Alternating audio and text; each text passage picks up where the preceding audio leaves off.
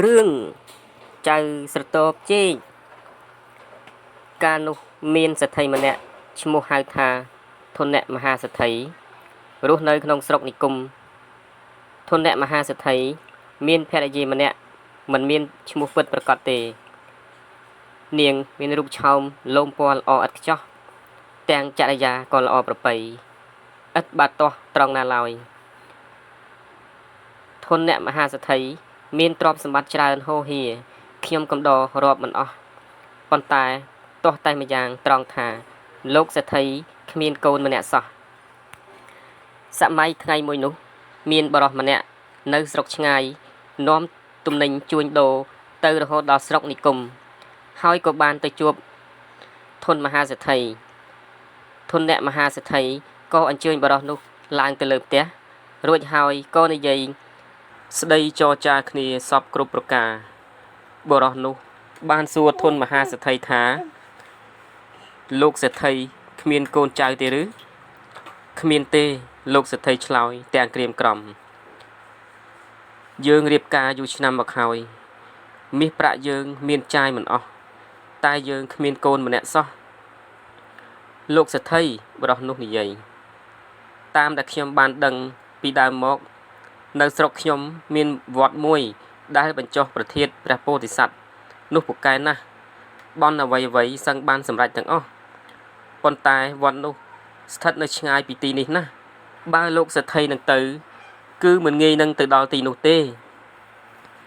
លោកសេដ្ឋីស្ដាប់បានហើយមានចិត្តត្រេកអរជាពន់ពេកក៏ប្រញាប់ឆ្លើយប្រាប់បរិសនោះថាទោះជាឆ្ងាយយ៉ាងណាក៏ខ្ញុំត្រូវតែទៅឲ្យដល់ដែររួចហើយធនសេដ្ឋីក៏ប្រើបំរើឲ្យទៅហៅភរិយាមកហើយក៏បានប្រាប់អំពីដំណើររឿងដែលលោកនិងបរិសនោះបានជជែកគ្នាបន្ទាប់មកលោកក៏បានប្រាប់ភរិយាលោកថាចូលនាងទៅរៀបចំប្រដាប់ប្រដាសម្រាប់ប្រើប្រាស់ហូបចុកនិងសម្រាប់បាយបន់ផងព្រោះថាដំណើរនេះវែងឆ្ងាយណាស់មិនឆាប់ទេហើយយើងនឹងត្រូវពឹងបរិសម្នាក់នេះឲ្យជូនទៅផងភរិយាសេដ្ឋីស្ដាប់ហើយមានចិត្តត្រេកអររំភើបញាប់ញ័រក៏សុំលាភ្ញៀវម្នីទៅរៀបចំអីវ៉ាន់គ្រប់មុខឥតមានចន្លោះអ្វីឡើយលុះរៀបចំរួចហើយសេដ្ឋីទាំងពីរអ្នកប្តីប្រពន្ធក៏រៀបចំចេញដំណើរដោយមានបរិសនោះជាអ្នកនាំផ្លូវមុននឹងចេញដំណើរទៅលោកសេដ្ឋីក៏ផ្ដាំខ្ញុំបម្រើប្រុសស្រីឲ្យមើលថែរបស់របរផ្ទះសម្បែងត្បិតលោកត្រូវចេញដំណើរទៅវែងឆ្ងាយបន្ទាប់ពីការធ្វើដំណើរអស់រយៈពេលជាច្រើនថ្ងៃមកបរិសនោះក៏បាននាំលោកសេដ្ឋីនិងភរិយាមកដល់គោលដៅដោយប្រញាប់ប្រញាល់និងពេលវេលាត្រូវដល់ផងម្យ៉ាងដោយមានចិត្តត្រេកអរពីចម្ងាយផងធនសេដ្ឋីនិងភរិយាមិនបានឡើងទៅលើព្រះវិហារទេបានត្រឹមតែរៀបចំគ្រឿងសក្ការៈសម្រាប់បូជាព្រះធាតុតែប៉ុណ្ណោះយើងឈប់ស្លេះរឿងសេដ្ឋីត្រឹមនេះសិនចុះបែរមកមើលស្រុកបច្ចុប្បន្នតក្រៀមវិញម្ដងស្រុកនោះមានសេដ្ឋីម្នាក់ឈ្មោះថាភោគសេដ្ឋីដែលមានទ្រព្យសម្បត្តិច្រើនហូរហៀរាប់មិនអស់ប៉ុន្តែមានចិត្តលោភលន់ហើយអប្រិយទៀតផងភោគសេដ្ឋីមានភរិយាម្នាក់ដែលមានរូបឆោមពណ៌ល្អស្រស់សោភានិងចរិយាក៏ប្រពៃទៀតផងភោគសេដ្ឋីនិងភរិយាក៏មិនមានបុត្រាបុត្រីម្នាក់ឡើយថ្ងៃនោះភោគសេដ្ឋីក៏ជំនុំនឹងភរិយាថាយើងគិតនាំគ្នាទៅវត្តដែលបញ្ចុះប្រធានព្រះពោធិសត្វធ្វើបុណ្យបន់ស្រន់ម្ដងនឹងក្រែងបានបុត្រាបុត្រីម្នាក់នឹងគេណាគិតស្រស់ស្រួលគ្នាហើយភោគសេដ្ឋីនិងភរិយាក៏បានប្រាប់ឲ្យពួកខ្ញុំកំដររៀបចំសេះដំរីនិងគ្រឿងប្រដាប់ប្រដាបូជាដើម្បីចេញទៅវត្តនៅពេលនោះបន្ទាប់ពីធ្វើដំណើរអស់រយៈពេលជាយូរមកលោកភោគសេដ្ឋីនិងភរិយាក៏បានមកដល់គោលដៅលោកភោគសេដ្ឋីក៏ចាត់ចែងឲ្យនិមន្តព្រះសង្ឃដើម្បីរៀបចំពិធីលើខឿនព្រះវិហារក្នុងថ្ងៃនោះដែរ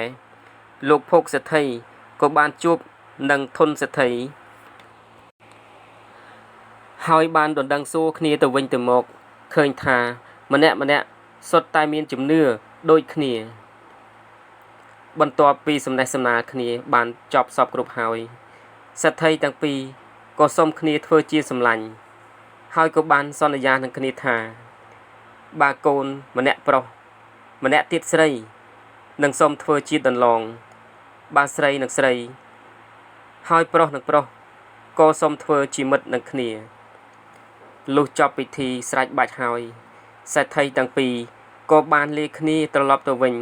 ទៅគេហដ្ឋានរៀងខ្លួនកាលដែលភោគសេដ្ឋី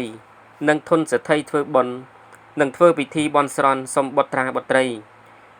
ក៏បណ្ដាលឲ្យក្តៅដល់ព្រះឥន្ទ្រាធិរាជព្រះឥន្ទកោសីក៏បានចាត់បុត្រមួយអង្គទៅចាប់កំណើតនិងភរិយាធនសេដ្ឋីលុះគាត់បានកំណត់ខែថ្ងៃភរិយាធនសេដ្ឋីក៏ប្រសូតបានបុត្រាមួយអង្គដែលមានរូបឆោមល្អរកគ្មានព្រះឥន្ទកោសីក៏បានចាត់ទេពធីតាមួយអង្គទៅចាប់កំណើតនិងភរិយាភោគសេដ្ឋីដែលនឹងត្រូវជាគូរបស់អង្គកុមារា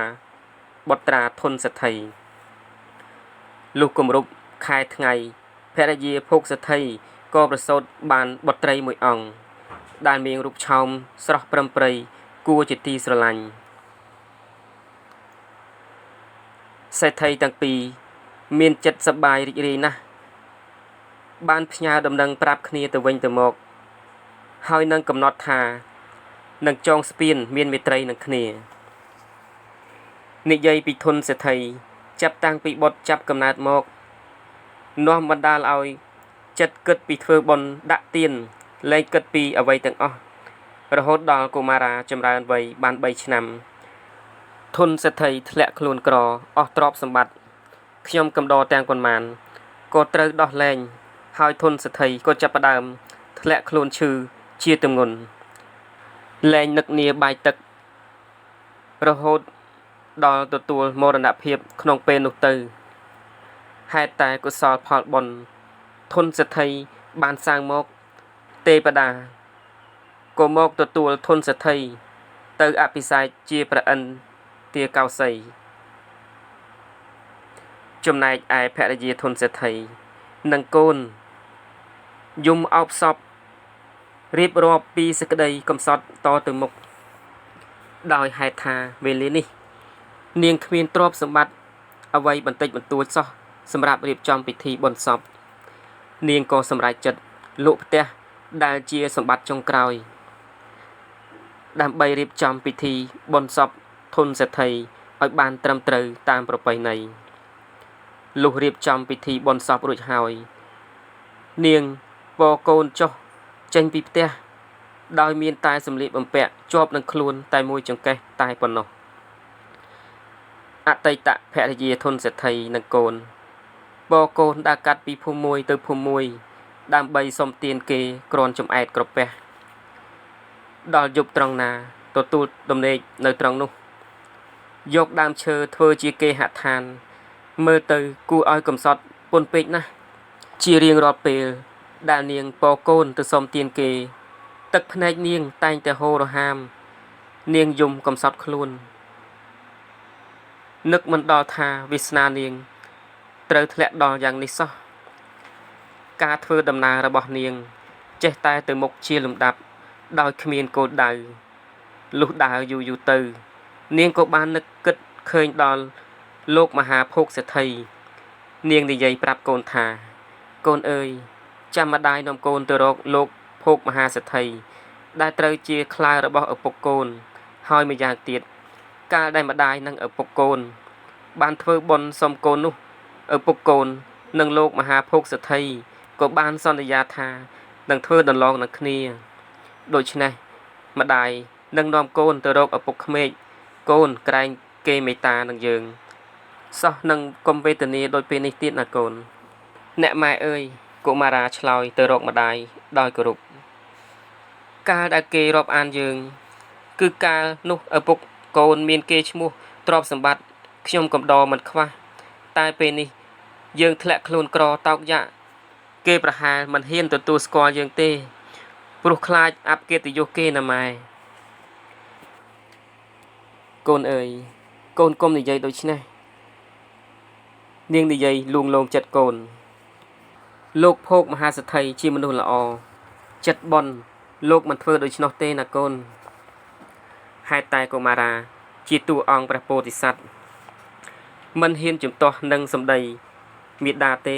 សុខចិត្តធ្វើតាមមេដាអតីតភរិយាធនសេដ្ឋីនាំកូនដើរកាត់វាលឆ្លងព្រៃ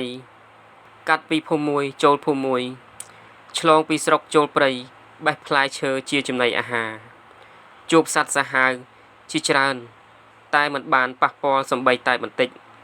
ដោយខ្លាចបុណ្យបារមីរបស់អង្គកុមារាការធ្វើដំណើររបស់អតីតភរិយាធនសេដ្ឋីនិងកូនប្រុសត្រូវប្រើវេលាអស់ជាច្រើនថ្ងៃ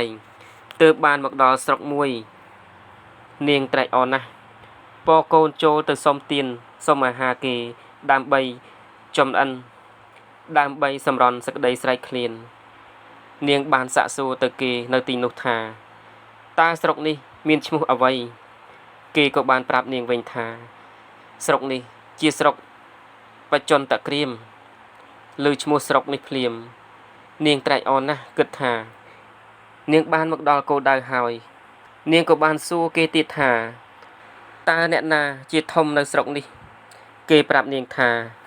មានសេដ្ឋីម្នាក់ឈ្មោះភោគសេដ្ឋីមានទ្រព្យសម្បត្តិខ្ញុំកំដរច្រើនសន្ធឹកនៅស្រុកនេះល្បីឈ្មោះលើសគេសួររួចហើយនាងក៏ប្រញាប់ប្រញាល់សម្ដៅទៅផ្ទះសេដ្ឋីពេលទៅដល់នាងក៏បានសួរអ្នកយាមទ្វារថាសុំទោសប្អូនតើផ្ទះនេះជាផ្ទះអ្នកណាដែរអ្នកយាមទ្វារក៏ឆ្លើយប្រាប់វិញថាបាទគឺជាផ្ទះលោកភោគសេដ្ឋីសូមប្អូនមេត្តាជួយជម្រាបលោកភោគសេដ្ឋីថាខ្ញុំមកពីស្រុកនិគមក្រៀមប្តីរបស់ខ្ញុំឈ្មោះធនសេដ្ឋីអតីតខ្លារបស់គាត់អ្នកយាមទ្វារស្ដាប់ហើយក៏បានប្រាប់ឲ្យគាត់នៅចាំខាងក្រៅសិនរួចហើយក៏នាំដំណឹងនេះទៅជម្រាបលោកមហាភោគសេដ្ឋីលោកសេដ្ឋីស្ដាប់ហើយគិតថាអោអញហើយកាលដើមឡើយគិតថានឹងផ្សំគុំកូនឲ្យគេតែឥឡូវនេះវាប្រែប្រួលអស់ហើយបើអញទទួលស្គាល់អញនឹងត្រូវគេសើចចំអកឲ្យជាមិនខានព្រោះថាមានកូនគេមានយុះមានស័កមានទ្រព្យសម្បត្តិកកោកហេតុអីមិនរាប់រកបែរជាមកសំគុំជាមួយអ្នកក្រខ្សត់ទៅវិញនោះគិតហើយលោកសេដ្ឋីក៏ឆ្លើយទៅវិញថាយើងមិនមានខ្លាក្ររហេមរហាមពីកាលណានោះទេចូលឯងទៅប្រាប់គេវិញទៅអ្នកយាមទ្វារស្ដាប់បានហើយក៏នាំពាក្យមកប្រាប់នាងវិញតាមសំណើដែលលោកភោគសេដ្ឋីប្រាប់បន្ទាប់ពីស្ដាប់អ្នកយាមទ្វារប្រាប់ហើយអតីតភរិយាធនសេដ្ឋីរន្ធត់ចិត្តឥតឧបមាក្តីសង្ឃឹមបន្តិចបន្តួចដែលមាននៅសល់ត្រូវរលាយបាត់អស់ទឹកភ្នែកនាងហូរចុះមកទាំងមិនដឹងខ្លួននាងបានអង្វរអ្នកយាមទ្វារថាសូមប្អូនឲ្យខ្ញុំបានចូលទៅជួបនឹងលោកមហាភោគសេដ្ឋីបន្តិចទៅចុះខ្ញុំនឹងមិនភ្លេចគុណប្អូនទេហើយបើលោកសេដ្ឋីស្ដីបន្ទោសយ៉ាងណាខ្ញុំនឹងទទួលម្នាក់ឯងទៅចុះដោយពាក្យទទូចអង្វររបស់នាងច្រើនពេកនាយយាមទ្វារក៏ព្រមបើកទ្វារឲ្យម្ដាយនិងកូនចូលលោកមហាភោគសេដ្ឋីក៏លេចឃើញនាងភ្លាមនិងកូនពីចម្ងាយគិតថាក្មេងប្រុសនេះសាច់ឈាមល្អខុសពីក្មេងដតីគួរឲ្យស្ដាយណាស់បើសិនជាគ្រួសារនេះមិនធ្លាក់ខ្លួនក្រខ្សត់ទេអញនឹងសប្បាយចិត្តផ្សំគុំឲ្យប្រកាសជាសមគ្នាណាស់ជាក់ជាមិនខានប៉ុន្តែធ្វើម្ដេចឥឡូវនេះអញមិនអាចទទួលបានទេបើសិនជាអញទទួល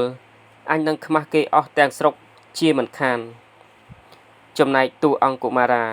និងកុមារីវិញហេតុតែមាននិស្ស័យជាគូនឹងគ្នាគ្រាន់តែបានជួបគ្នាភ្លាមក៏មានចិត្តអាណិតនិងស្រឡាញ់គ្នាតែដោយរនាំងវណ្ណៈខណ្ឌចែកធ្វើឲ្យអង្គកុមារមិនហ៊ានចូលទៅរកកុមារីឃ ឃើញដូច្នោះភោគសេដ្ឋីក៏ធ្វើជាបញ្ចេញអាការៈខឹងស្រែកឆោឡោឡើងថាវើយអ្នកយាមទ្វាអញឲ្យឯងយាមទ្វាកុំឲ្យមានមនុស្សចេញចូលរហេតរហូតហេតុអ្វីបានជាបណ្ដោយឲ្យមនុស្សខ្ចាត់ព្រាត់មកពីណាចូលក្នុងផ្ទះយើងដោយគ្មានការញញើតយ៉ាងនេះថាហើយលោកភោគសេដ្ឋីក៏ស្រែកបញ្ជាឲ្យពួកបាវព្រាវបំរើចាប់អ្នកយាមទ្វាទៅវាយ50រំពាត់ដោយទ្រាំនឹងការឈឺចាប់ដោយបាច់ឈាមពេញខ្លួនមិនបាន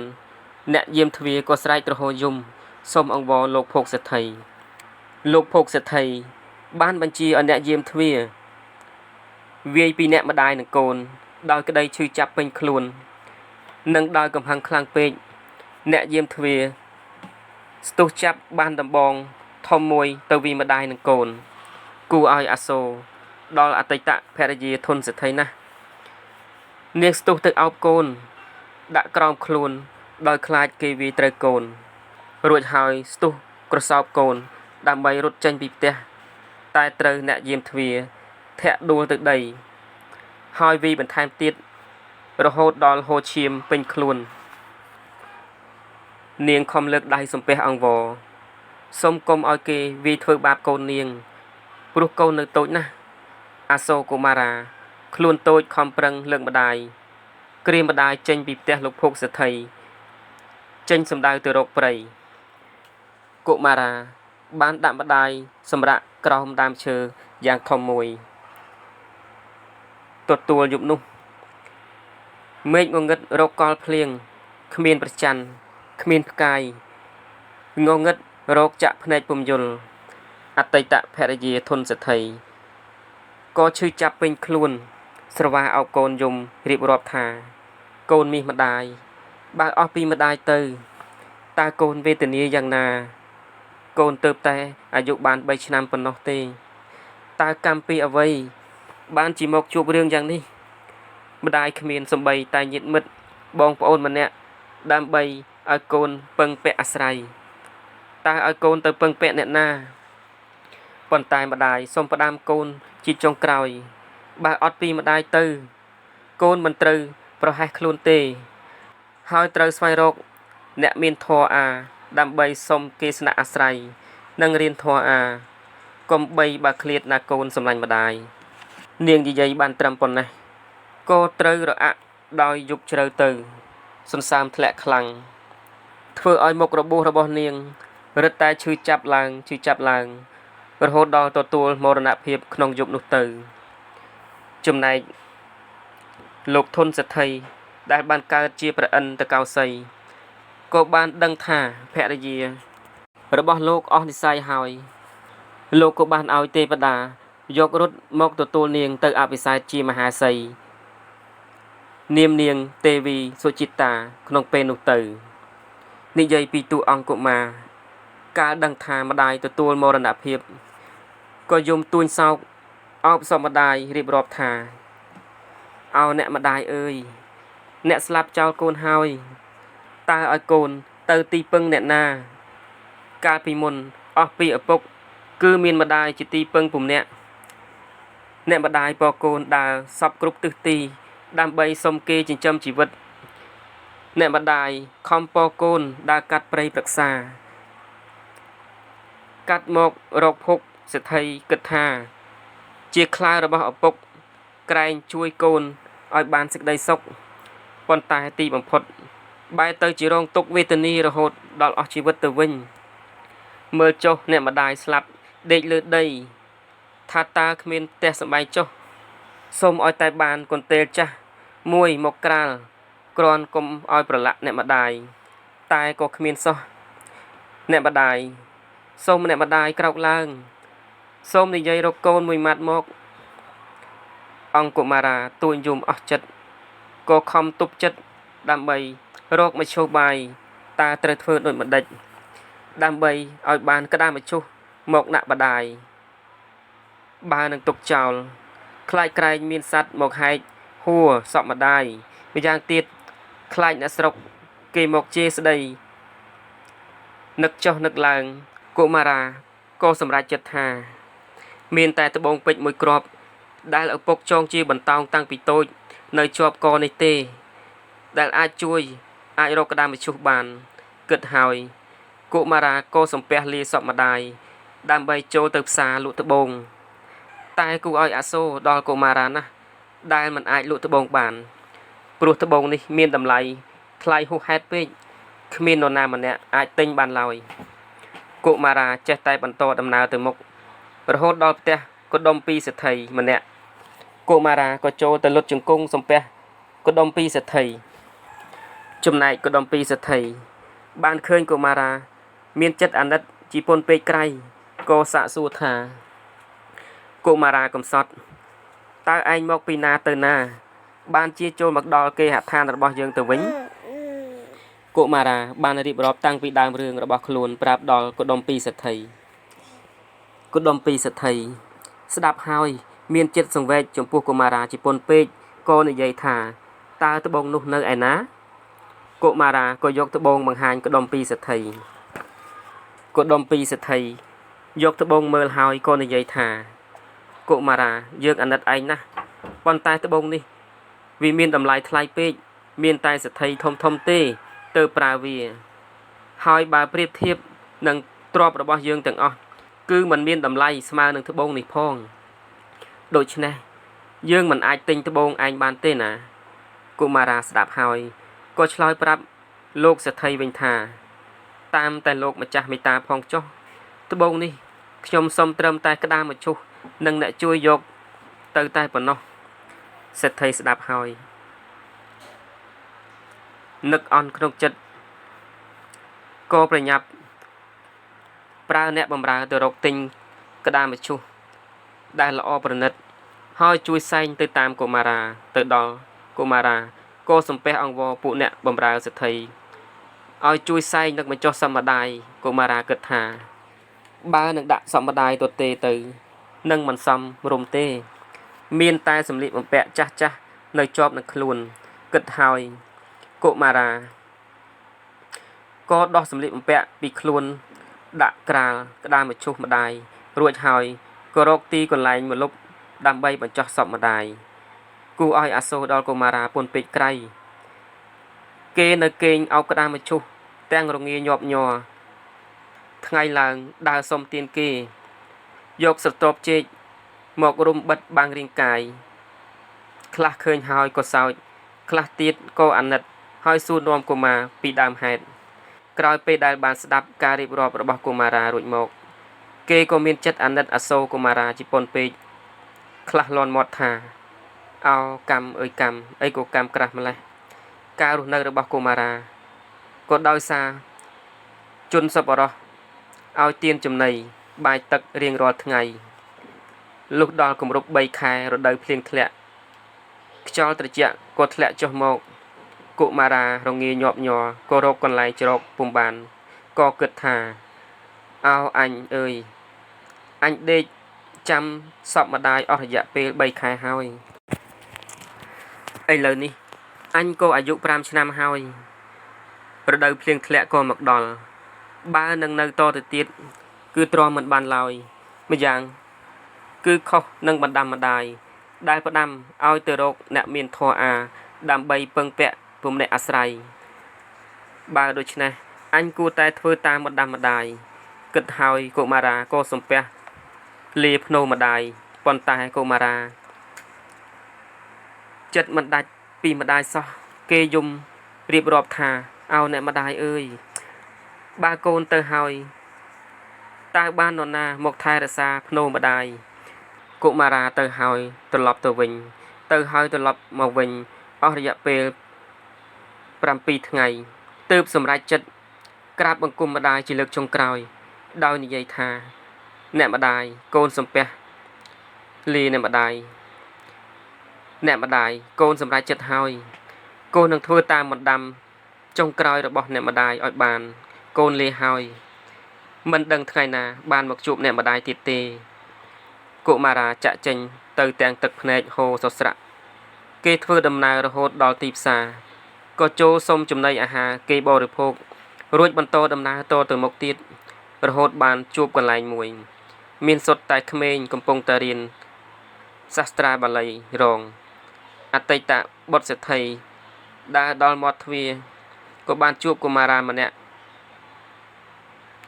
អ្នកប្រញាប់សួរថាលោកបងតើពួកគេកំពុងធ្វើអ្វីកុមារនោះឆ្លើយថាគេកំពុងរៀនសាស្ត្រាបាលីតើជាអាចារ្យសង្ឃឬក្រហមបុត្រសេដ្ឋីក៏ប្រញាប់សួរវិញជាអាចារ្យបាសកគ្រប់គ្នានរណាក៏មករៀននៅទីនេះដែរអតីតបុត្រសេដ្ឋីស្ដាប់ហើយនឹកអរក្នុងចិត្តពន់ពេកក្រៃគិតឲ្យអ្នកម្ដាយកូនបានមកជួបហើយកូននឹងខិតខំរៀនតាមម្ដាំអ្នកម្ដាយមិនឲ្យអ្នកម្ដាយខកចិត្តទេប៉ុន្តែគិតដល់ត្រឹមនេះកុមារាស្រពោនមកភ្លាមខ្ញុំខ្សត់ខ្សោយម្លេះរោគតែខោអាវស្លៀកពាក់គ្មានផងតើខ្ញុំបានប្រាក់ពីណាមកបង់ឲ្យលោកអាចារ្យទៅកំពុងតែគិតស្រាប់តែសិស្សទាំងស្រីទាំងប្រុសផ្អើលនាំគ្នាមកចោមរោមកុមារាអតីតបុត្រធនមហាសេដ្ឋីបន្ទាប់មកលោកអាចារ្យក៏បានមកសួរនាំរកហេតុផលពួកសិស្សទាំងនោះបានឆ្លើយថាពួកយើងបានសួរគេតែគេមិនព្រមតបសោះគិតតែពីអង្គុយយំរូបរាងគេស្អាតណាស់ប៉ុន្តែខ្លួនប្រាណគ្មានខោស្លៀកពាក់ទេមានតែស្ទប់ជែករុំខ្លួនប៉ុណ្ណោះលោកអាចារ្យស្ដាប់ហើយក៏និយាយថាប្រហែលជាក្មេងដែលគេចពីគេមកទេដឹងបានជាមកអង្គុយយំយ៉ាងដូចនេះចាំយើងសួរគេវិញម្ដងលោកអាចារ្យគិតក្នុងចិត្តថាតើតម្លៃប៉ុន្មានទៅបើសំលមមអញនឹងលុះវាទុកគ្រាន់ដងទឹកដាំបាយជំនួសដៃជំនួសជើងយើងខ្លះគិតស្រេចលោកអាចារ្យក៏បានហៅអតីតបុត្រធនមហាសេដ្ឋីថាហើយអារ៉ាចូលឯងមកនេះអញចង់សួរព័ត៌មានអតីតបុត្រធនមហាសេដ្ឋីស្ដាប់ហើយក៏ឡើងទៅក្រាបសំពះលោកអាចារ្យលោកអាចារ្យមើលហើយឃើញរូបរាងកុមារាពេញចិត្តក្រៃពេកទើបស្រដីសួរថាមើលចៅសតបជែកតើឯងទៅណាមកណាស្រុកភូមិផ្ទះសំបែងនិងម្ដាយឪពុកនៅឯណាអតីតបុត្រធនមហាសេដ្ឋីស្ដាប់ឮហើយក៏លើកដៃសំពះលោកអាចារ្យរួចនិយាយថាស្រុកខ្ញុំបាទឈ្មោះនិគមក្រៀមឪពុករបស់ខ្ញុំបានឈឺស្លាប់ម្ដាយខ្ញុំបាទក្រីក្រតោកយ៉ាលំបាកវេទនាក្រៃគាត់ឈឺស្លាប់ក្នុងព្រៃមុនស្លាប់លោកបានផ្ដាំឲ្យខ្ញុំរកអ្នកមានធម៌អាដើម្បីសុំរៀនឲ្យបានចេះដឹងខ្ញុំនៅចាំសម្បដាយ3ខែជាងមកហើយឥឡូវនេះខ្ញុំទ្រាំនៅមិនបានព្រោះគ្មានសម្លៀកបំពាក់គ្របដណ្ដប់រាងកាយឥឡូវនេះខ្ញុំទ្រាំនៅមិនបានព្រោះគ្មានសម្លៀកបំពាក់គ្របដណ្ដប់រាងកាយដោយត្រូវភ្លៀងខ្យល់រងាញាប់ញ័រទើបខ្ញុំសម្រេចចិត្តសំពះលាសម្ដាយដើម្បីស្វែងរកគ្រូអាចារ្យនិងពឹងពាក់អាស្រ័យឥឡូវខ្ញុំបានជួបហើយឯងបានជួបហើយហេតុអ្វីបានជាឯងយំលោកអាចារ្យសួរទៅកុមារាវិញបានជាខ្ញុំបាទយំព្រោះខ្ញុំគិតថានឹងរកលុយកាក់ឯណាមកជូនលោកអាចារ្យដើម្បីសុំរៀនបាលីសិលសាស្ត្រនឹងគេលោកអាចារ្យស្ដាប់ហើយក្នុងចិត្តត្រេកអរពន់ពេកក្រៃក៏ឆ្លើយតបវិញថាយើងមិនជឿឯងទេខ្លាចក្រែងឯងខ្ញុំគេធ្វើការឲ្យគេមិនត្រូវគេវាយរួចហើយក៏រត់គេចមកទីនេះកុមារាស្ដាប់ហើយក៏ប្រញាប់តបវិញថាមិនដូច្នោះទេលោកតាខ្ញុំបាទពិតជាមិនបានកុហកលោកតាទេបើលោកតាមិនជឿទេឲ្យនរណាក៏បានទៅមើលសពម្ដាយខ្ញុំនៅឯព្រៃជាមួយខ្ញុំបាទក៏បានលោកអាចារ្យក៏បានចាត់សិស្ស2នាក់ឲ្យទៅជាមួយចៅស្រទាប់ជែកដើម្បីឲ្យដឹងការពិតចៅស្រទាប់ជែកក៏បាននាំសិស្សលោកអាចារ្យទៅដល់ភ្នោម្ដាយហើយក្រាបសំពះភ្នោម្ដាយរួចប្រាប់សិស្សនោះថានេះហើយគឺជាភ្នោម្ដាយរបស់ខ្ញុំបាទបន្ទាប់ពីបានដឹងការពិតហើយសិស្សលោកអាចារ្យក៏ប្រញាប់ត្រឡប់ទៅវិញរួចជម្រាបលោកអាចារ្យថាពិតជាមានភ្នោម្ដាយនៅឯព្រៃមែនចៅនោះមិនកុហកទេ លោកអាចារ្យស្ដាប់ហើយក៏ប្រាប់ចៅសតបជ័យថាចៅនៅទីនេះក៏នៅទៅចុះហើយចង់រៀនសូត្រធម៌អាក៏បានដែរនិយាយរួចលោកអាចារ្យក៏បានហៅភរិយាឲ្យរកសម្ពុតឲ្យចៅសតបជ័យផ្លាស់ប្រពន្ធលោកអាចារ្យក៏បានយកសម្ពុតចាស់ដែលទុកសម្រាប់ជូតដៃយកមកឲ្យចៅសតបជ័យចៅសតបជ័យវាទៅទទួលសំពះហើយក៏សំពះលាចេញទៅយកសម្ពុតងូតទឹកដើម្បីយកមកស្លៀកហេតុតែកម្ពុជាពីជាតិមុនមកតាមតនអតីតបុត្រធនមហាសេដ្ឋីត្រូវគេប្រើគ្មានលុះពេលរកពេលរៀនសូត្រមិនបានពេលយប់បានសម្រាកក៏ពិតមែនប៉ុន្តែគ្មានអ្វីដណ្ដប់ដេកអោបដៃរងាញ័រញាក់សំលៀកបំពាក់ដែលស្លៀកជាប់ខ្លួនត្រូវរលហែកដាច់ធ្លុះធ្លាយជាច្រើនកន្លែងកុមារាខំប្រឹងដើររើសកំតិចក្រណាត់មកប៉ះគ្រាន់ស្លៀកបិទបាំងរាងកាយអោហេតុតែកម្មដែលបានសាងទុកពីជាតិមុនទោះជាត្រូវលំបាកវេទនាយ៉ាងណាក៏គ្មានអ្នកណាមានចិត្តអាណិតអាសូរសំបីតែបន្តិចការរស់នៅរបស់អតីតបុត្រសេដ្ឋីជាមួយលោកអាចារ្យចេះតែបន្តទៅមុខអស់រយៈពេល12ឆ្នាំឥឡូវនេះមានអាយុ16ឆ្នាំហើយគេមានរូបរាងយ៉ាងស្រស់សង្ហានេះបើសិនជាគេមានអ្នកថែទាំនិងមានសម្លៀកបំពាក់ត្រឹមត្រូវមិនដឹងជាស្រស់ស្អាតយ៉ាងណានោះទេតែនេះគ្មានសោះមានតែសម្លៀកបំពាក់ដាច់រយេរយាយប៉ះសឹងរាប់រយបំណះជាន់គ្នាយើងឈប់ស្លេះមិននិយាយពីចៅសតបជែកប៉ុណ្ណេះសិនចុះយើងបែរមកនិយាយពីកេសរមេលាបុត្រីសំណប់លោកភោគមហាសេដ្ឋីវិញចាប់តាំងពីថ្ងៃដែលនាងបានជួបកុមារាពេលដែលត្រូវឪពុកម្ដាយនាងវាយដំច្រំធាក់រួចបណ្ដេញចេញពីផ្ទះទាំងម្ដាយទាំងកូនមកនាងសែនសោកសង្វេគនឹកអាឡោះអាល័យនឹកអាណិតអាសូរដល់កុមារាជាពន់ពេក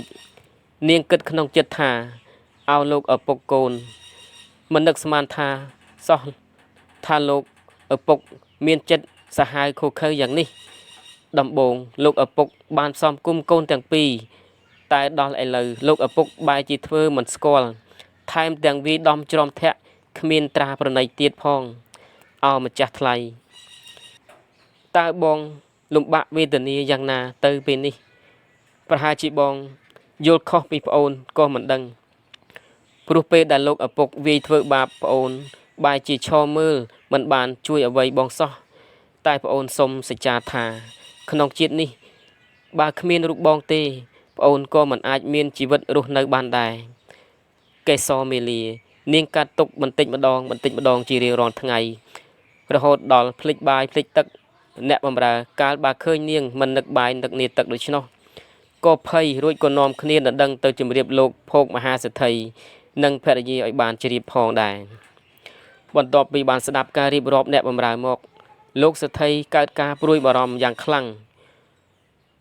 រួចហើយក៏ប្រាប់ភរិយាឲ្យទៅសួរនាំបុត្រីសំណប់ចិត្តភរិយាភោគមហាសេដ្ឋីកើតការភ័យព្រួយក្នុងចិត្តជាខ្លាំងគាត់ក៏សួរកេសរមេលាថាកូនស្រីមាសម្ដាយតើកូនមានរឿងអ្វីអ្នកបម្រើធ្វើអ្វីឲ្យកូនមិនពេញចិត្តឬមួយក៏កូនចង់បានអ្វីចូលកូនប្រាប់មកចុះម្ដាយនឹងដោះស្រាយឲ្យកូនកេសរមេលាស្ដាប់ម្ដាយហើយក៏កើតមានចិត្តចង់ឆ្លើយបំភ័យម្ដាយនាងក៏តបវិញថាកូនមិនចង់បានអ្វីទេហើយក៏គ្មាននរណាម្នាក់ធ្វើអ្វីកូនដែរការដែលកូនមិននឹកបាយនឹកទឹកនោះគឺមកពីកូនឈឺក្នុងខ្លួនអ្នកម្ដាយអើយបើយ៉ាងនេះរហូតទៅកូនប្រហែលជាមិនអាចនៅជួបមុខអ្នកម្ដាយយូរទៀតទេគ្រាន់តែស្ដាប់ឮបុត្រីសំណប់ចិត្តនិយាយដូច្នោះភ្លាមភរិយាភោគមហាសេដ្ឋីភ័យយ៉ាងខ្លាំងក៏ប្រញាប់ជម្រាបស្វាមីឲ្យរកគ្រូអរិយបញ្ជាន់មើលថាតើខុសមកពីអ្វីបានដូចចិត្តអរិយបញ្ជាន់ក៏និយាយបំភ័យបន្ថែមថាកេសរមេលាត្រូវព្រាយខាបយកព្រលឹងមិនឲ្យឃ្លានបាយទឹកឥឡូវត្រូវរៀបចំអាហារនិងអាលព្រាយចេញមកវិញលោកភោគមហាសេដ្ឋីស្ដាប់ឮហើយក៏ប្រញាប់ប្រញាល់ឲ្យក្មេងរៀបចំបាយទឹកជាដង្វាយ បន្ទាប់ពីធ្វើពិធីរួចមកគ្រូអារក្សក៏បង្គាប់ឲ្យភរិយាភោគមហាសេដ្ឋីជាវថ្នាំសម្រាប់កេសរមាលាក៏ពុតធ្វើជាធូរស្បើយខ្លះហើយទទួលថ្នាំពីមេដាយកទៅទុកប៉ុន្តែក្នុងទ្រុងនាងមិនដែលបានធូរស្បើយឡើយខែឆ្នាំចេះតែវិវត្តទៅមុខជាលំដាប់មកដល់ពេលនេះកេសរមាលាមានអាយុ16ឆ្នាំហើយនៅក្នុងចិត្តនាងនៅតែនឹករកប្រុសថ្លៃស្នេហារបស់នាងជានិច្ចថ្ងៃមួយនាងនឹកឃើញរឿងមួយនាងញញឹមក្នុងចិត្តរួចក៏ប្រញាប់ប្រញាល់ទៅជួបឪពុកហើយក៏ក្រាបសំពះលោកឪពុកលោកភោគមហាសេដ្ឋីឃើញដូច្នោះក៏ប្រញាប់សួរកូនស្រីថាកេសរមាលាកូនស្រីមីឪពុកតើកូនមានរឿងអ្វីបានជាថ្ងៃនេះមកក្រាបសំពះឪពុកយ៉ាងនេះសូមលោកឪពុកមេត្តាដល់កូនផងចុះកេសរមាលាឆ្លើយព្រមទាំងក្រាបសំពះឪពុកជាថ្មីកូនរាល់ថ្ងៃពិបាកក្នុងចិត្តឥតលុះពេលឡើយកូនចង់ទៅមើលគេលក់ដូរនៅផ្សារខ្លះក្រែងបានធូរស្បើយលោកភោគមហាសេដ្ឋីស្ដាប់កូនស្រីហើយក៏ប្រញាប់ឆ្លើយវិញថាម្ចាស់ថ្លៃអើយកូនកុំចង់ទៅលក់ដូរថ្មីខ្មាស់គេណាកូនមិនបានទេលោកឪពុកកេសរមាលាឆ្លើយតបទាំងអស់សង្ឃឹមបើសិនជាលោកឪពុកមិនមេត្តាដល់កូនទេនោះកូននឹងស្លាប់នៅថ្ងៃនេះឬថ្ងៃណាក៏មិនដឹងហេតុតែស្រឡាញ់កូនស្រីខ្លាំងពេកលោកភោគមហាសេដ្ឋីក៏បង្ខំឆ្លើយតបវិញថាគុំដូច្នោះអីណាកូនចាំពុកឲ្យគេសង់ផ្ទះត្រឹមត្រូវសិនចាំរួចចាំកូនទៅលក់ចុះកេសរមាលាសែនសប្បាយក្នុងចិត្តណាស់នាងគិតថាខ្ញុំមុខជានឹងបានជួបម្ចាស់ថ្លៃខ្ញុំហើយ2 សប្តាហ៍កន្លងផុតទៅយ៉ាងឆាប់រហ័សផ្ទះនៅឯផ្សារក៏បានសង់រួចជាស្ថាពរលោកសេដ្ឋីក៏បានចាត់ចែងឲ្យគេទិញរបស់របរដាក់ពេញផ្ទះរួចជាស្រេចដល់កំណត់វេលាលោកសេដ្ឋីក៏ប្រាប់អ្នកបម្រើឲ្យប្រាប់មាលាកេសររៀបចំខ្លួនដើម្បីទៅផ្សារកេសរមាលាក៏បានជ្រើសរើសយកអ្នកបម្រើចំណិត 4-5 នាក់យកទៅផ្សារជាមួយជារៀងរាល់ថ្ងៃលោកសេដ្ឋីតែងតែជូនកូននឹងទៅទទួលមកវិញឥតអាក់ខានឡើយចំណែកឯកេសរមាលានៅលក់ឯផ្សារខំប្រឹងស៊ើបសួរគ្រប់អ្នកទិញអីវ៉ាន់ក្រែងបានជួបបរិះកំសត់និងម្ដាយដែលតែងតែដើរសុំទានគេគ្រាន់នឹងចំអែតក្រពះប៉ុន្តែការសាក់សួររបស់នាងគ្មានបានផលអ្វីសោះបានត្រឹមតែពាក្យធ្លាប់ជួបតែឥឡូវមិនធ្លាប់ជួបជាច្រើនថ្ងៃកន្លងផុតទៅការសាក់សួររបស់នាងគឺគ្មានបានលទ្ធផលអ្វីដដែលនាងក៏ខំប្រឹងប្រើគំនិតថ្មីដោយនិយាយប្រាប់គេឯងថានាងនឹងឲ្យទានដល់ធុរជនទាំងឡាយដោយមិនរើសមុខជូនជាថ្ងៃមួយមានសិស្សរៀនចៅអាចារ្យដែលជាកូនមន្ត្រីមកលេងផ្សារហើយក៏បានចូលមកទិញបារីនៅទីនោះនាយបានឮមាលាកេសរនិយាយដូច្នោះនឹកអរក្នុងចិត្តក៏សួរនាងថាតើនាងឲ្យទានដល់គេមែនទេកេសរមាលាឆ្លើយថាខ្ញុំនឹងឲ្យពិតមែនបើអីចឹងខ្ញុំនាំសិស្សម្នាក់នៅផ្ទះលោកអាចារ្យមកទទួលហើយព្រោះគេកំសត់ពេកក្រៃណាស់មានតែសម្ពុតមួយបំណាស់រាប់មិនអស់ស្លៀក12ឆ្នាំមកហើយគ្មានអ្វីដូរសោះគ្មានឪពុកគ្មានម្ដាយហើយម្ដាយក៏បានស្លាប់ចោលសពថ្ងៃនៅផ្ទះលោកអាចារ្យគេប្រើគ្មានពេលយប់គ្មានពេលថ្ងៃរៀនសូត្រក៏មិនបានរៀននឹងគេទៀតផងកេសរមាលាស្ដាប់ហើយក៏បានគិតក្នុងចិត្តថាប្រកាសជាប្រុសសម្រាប់ចិត្តនាងជាមិនខានទើបនាងប្រាប់ទៅកូនមន្ត្រីវិញថាសូមអ្នកទៅនាំមកចុះខ្ញុំនឹងឲ្យទានដល់គេឲ្យបានច្រើនបុរសនោះស្ដាប់ហើយក៏ប្រញាប់ធ្វើដំណើរទៅផ្ទះអាចារ្យដល់ហើយក៏បានចូលខ្សឹបប្រាប់អតីតបុត្រធនមហាសេដ្ឋីថាមកទៅជាមួយយើងឥឡូវនេះត្បិតមានកូនសេដ្ឋីគេចាំឲ្យទានដល់ធុរជនមិនរើសមុខឡើយហើយឯងប្រកាសជានឹងបានសម្ពុតអាវល្អស្លៀកពាក់នឹងគេ អតីតបុត្រធនមហាសេដ្ឋីស្ដាប់ហើយក៏ប្រញាប់ឆ្លើយវិញថាខ្ញុំមិនទៅទេខ្លួនខ្ញុំនេះណាមិនសមនឹងស្លៀកពាក់ល្អទេសូមបងកុំរវល់នឹងខ្ញុំអីឯងត្រូវតែទៅកំខានកូនមន្ត្រីនិយាយព្រមទាំងចាប់អូសដៃឯងដឹងទេមិនងាយនឹងមានអ្នកដាក់ទៀនដូច្នោះទេណាមកទៅឥឡូវនេះជាមួយយើងចៅសតបជែកប្រឹងប្រកែកយ៉ាងខ្លាំងជាមួយកូនមន្ត្រីរហូតដល់ដល់លោកអាចារ្យគាត់ក៏បានបញ្ជាឲ្យចៅសតបជែកទៅទទួលរបស់ដាក់ទៀននោះចៅស្ទប់ជែកអេះអន់ក្នុងចិត្តរួចឆ្លើយប្រាប់លោកអាចារ្យថាសូមលោកតាកុំបង្ខំចិត្តខ្ញុំថ្វីត្បិតខ្ញុំធ្លាប់អត់ជាយូរមកហើយបើពេលនេះបែរជាមានគេដាក់ទៀនខ្ញុំទទួលទៀនគេហើយយកមកប្រើប្រាស់តែពេលនេះលុះដល់ពេលដែលអស់ទៅតើមាននរណាឲ្យខ្ញុំទៀតលោកអាចារ្យស្ដាប់ហើយក៏និយាយពន្យល់ថាចៅឯងទៅយកទៀនគេចុះបើចៅមិនប្រើសម្ពុតប្រែគេទេចៅលក់ទៅយកប្រាក់ទុកគ្រាន់ទិញនំចំណីឆៃយប់ថ្ងៃនឹងគេអតីតបុត្រធនសេដ្ឋីស្ដាប់ហើយគិតបន្តិចក៏យល់ព្រមជាមួយកូនមន្ត្រីលុះទៅដល់កូនមន្ត្រីក៏ចូលទៅប្រាប់កេសរមេលាចំណែកចៅសតបជែកនៅអង្គុយចាំនៅខាងមុខកេសរមេលាក៏លេចឃើញទៅខាងក្រៅ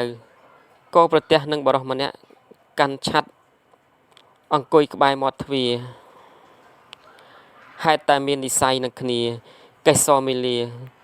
ស្គាល់ជាក់ថាប្រកាសជាបរិសដែលនាងរងចាំហើយនាងខ្លោចផ្សាក្នុងចិត្តខ្លាំងណាស់ដោយឃើញអតីតបុត្រធនមហាសេដ្ឋីក្នុងសម្លៀកបំពាក់រហែករយេរយាយរាប់មិនអស់យ៉ាងនេះនាងអោនមកចុះលួចសម្រក់ទឹកភ្នែករួចហើយនាងក៏ស្រែកហៅបរិសកំសត់ថាអ្នកប្រុសកំសត់ហេតុអ្វីមិនចូលមកក្នុងនេះអតីតបុត្រធនមហាសេដ្ឋីឮសំឡេងហៅក៏ងាកទៅមើលស្គាល់យ៉ាងច្បាស់ថាជាកូនសេដ្ឋីរបស់ភោគសេដ្ឋីនាយគិតក្នុងចិត្តថាអោម្ចាស់ថ្លៃបងអើយពេលនេះយើងមានឋានៈខុសគ្នាឆ្ងាយសែនឆ្ងាយតើឲ្យបងធ្វើដោយម្ដេចបើសិនបងទទួលយកទៀនឬក៏ស្គាល់ចិត្តដិតនឹងប្អូនខ្លាចក្រែងលេចលឺដល់លោកភោគសេដ្ឋីចិត្តកំណាចនឹងធ្វើបាបប្អូននេះបើសិនជាលោកឪពុកនៅរស់យើងមានឋានៈស្មើគ្នាប្រកាសជាមិនមានអ្វីជាបញ្ហាឡើយកំពុងតែគិតស្រាប់តែសំឡេងដ៏ស្រួយស្ញេះក៏ពន្លឺឡើងកាត់អារម្មណ៍របស់នាយសារជាថ្មីទៀតថាអ្នកកំឡោះសូមអញ្ជើញចូលមកក្នុងនេះមកនឹងបានឆៃស្លាពិសាតែផងចៅស្ទប់ជែកបានឮសូរសំឡេងហៅជាថ្មីនាយសែនធុញថប់ពេញក្នុងប្រាណនាយគិតទៀតថាអោអញហើយបើក្រហើយឲ្យក្រទៅចុះកុំត្រេកអរនឹងទ្រពធនអ្នកដតីឲ្យទៀនឲ្យសោះក្រែងមិនសុកចិត្តដេកទ្រាំអត់ឃ្លានទៅទៀតចុះគិតបានប៉ុណ្ណេះអ្នកកំឡោះកំសត់ក៏ទុកឆាត់ចោលរួចហើយដើរចេញពីផ្ទះកេសរមេលាទោះបីជានាងខំស្រែកហៅយ៉ាងណាក៏នាយមិនត្រឡប់វិញដែរកេសរមេលាកាលបើឃើញសកម្មភាពបរិសកំសត់ធ្វើយ៉ាងនេះនាងសែនក្តុកក្តួលក្នុងចិត្តនាងស្រក់ទឹកភ្នែករួចគិតថាអោម្ចាស់ថ្លៃហើយពីថ្ងៃនេះទៅម្លេះសំប្អូនលែងបានជួបមុខបងទៀតហើយហេតុអ្វីក៏បងមិនជឿចិត្តអូនសូមបងគិតថាអត់ពីបងទៅប្អូននឹងមានសេចក្តីសុខនោះក៏គ្មានទេកូនមន្ត្រីនៅទីនោះនឹកឆ្ងល់ក៏សួរកេសរមេលាថាហេតុអ្វីបានជាអ្នកនាងស្រក់ទឹកភ្នែកកេសរមេលាឆ្លើយវិញថាមកពីខ្ញុំអាណិតគាត់ពេកព្រោះគាត់ក្រីក្រណាស់មើលចុះសម្លៀកបំពាក់គ្មាននៅសល់សាច់ដើមទេឃើញសុទ្ធតែបំណះទាំងអស់ចៅសតបជ័យខំប្រឹងរត់រហូតដល់ផ្ទះអាចារ្យចំណែកកូនមន្ត្រីក៏បានតាមពីក្រោយដែរលោកអាចារ្យឃើញក៏សួរថាតើមានរឿងហេតុអ្វីកើតឡើងកូនមន្ត្រីក៏ជម្រាបកូនសទ្ធិគេចិត្តល្អពេកក្រៃគេហៅចៅនេះឲ្យចូលទៅក្នុងផ្ទះ គេនឹងឲ្យទៀនប៉ុន្តែចៅនេះបែរជារត់ចេញមកវិញទោះជានាងខំប្រឹងស្រែកហៅយ៉ាងណាក៏មិនងាកដែរលោកអាចារ្យស្ដាប់ការរៀបរាប់រួចហើយក៏ឆ្លើយវិញថានេះហៅថាពេញជាមនុស្សគ្មានភ័ព្វគេស្រឡាញ់ពេញចិត្តគេរាប់អានឯងបែរជាធ្វើប្រងើយនឹងគេណាស់ហើយឲ្យវាទៅតាមកម្មរបស់វាទៅចុះក្រោយពេលដែលពួកគេចេញទៅអស់កេសរមេលាកើតទុកលួចយំតែម្នាក់ឯងមិនមាននរណាដឹងម្នាក់ឡើយក្រោយមកនាងក៏ប្រាប់ទាសីថាតងអើយខ្ញុំនេះណាហៅថាពេញមនុស្សមានកម្មឃើញគេក្រខ្សត់គិតថាឲ្យទានគេក្រែងបានបនខ្លះប៉ុន្តែបែរជាគេមិនបានទទួលទៅវិញឥឡូវនេះខ្ញុំចង់ឲ្យបងទៅផ្ទះលោកអាចារ្យហើយហៅបរិសកំសត់នោះមកម្ដងទៀតខ្ញុំនឹងឲ្យទានគេខ្លះទាសីស្ដាប់បានហើយក៏នាំគ្នាពីរបីនាក់ចេញទៅហើយក៏បានទៅដល់ជួបបរិសកំសត់អតីតបុត្រធនសេដ្ឋីទាសីទាំងនោះក៏ប្រញាប់ប្រាប់ថាណែអ្នកប្រុសកំឡោះអ្នកនាងខ្ញុំអញ្ជើញអ្នកឲ្យទៅត្បិតគាត់មានចិត្តមេត្តាពេកក្រៃគាត់នឹងឲ្យទានដល់អ្នកបរិសកំសត់ចៅស្ទប់ជែកស្ដាប់ហើយក៏ឆ្លើយតបវិញថាសុំទោសផងចុះព្រោះខ្ញុំមានការងារច្រើនណាស់ដែលត្រូវធ្វើណាត្រូវដាំបាយទឹកណាត្រូវឲ្យបាយជ្រូកខ្ញុំមិនអាចទៅបានទេនិយាយរួចគេក៏ដើរចូលទៅបាត់ទៅនាងទាសីទាំងអស់ក៏យកដំណឹងនេះទៅជម្រាបធីតាកេសរមេលាវិញសូមអស់លោកអ្នករងចាំស្ដាប់នៅភាគជាបន្តទៀតសូមអរគុណ